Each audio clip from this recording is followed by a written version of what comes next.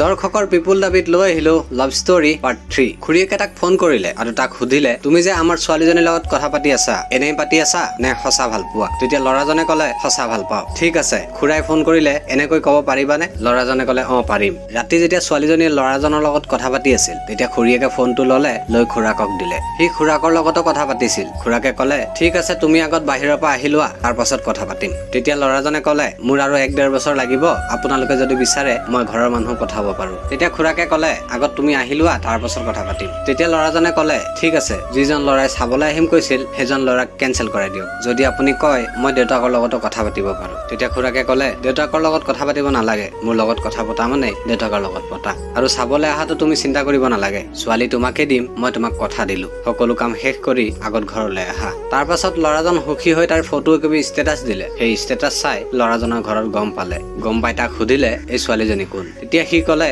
অমুক গাঁৱৰ অমুক ছোৱালী, মই তাইক ভাল পাওঁ আৰু তাইকে মই বিয়া পাতিব বিচাৰো। তেতিয়া ঘৰৰ মানুহে ক'লে, আমাৰ একো আপত্তি নাই, তই বিয়া পাতিবি, তই খুৱাবি। যদি ছোৱালীজনী ভাল হয়, ভাল কথা, তই যেতিয়াই কবি তেতিয়া আমি বিচাৰি যাম। সকলো ঠিকে আছিল। এদিন হঠাৎ ছোৱালীজনী ঘৰৰ পৰা তালে ফোন আহে আৰু ফোনটো ৰিচিভ কৰাৰ পাছত গালি দিব ধৰে। সঁচা ভাল পোৱাৰ সঁচা কাহিনী পাৰ্ট 4ৰ বাবে কমেণ্ট কৰা। ধন্যবাদ।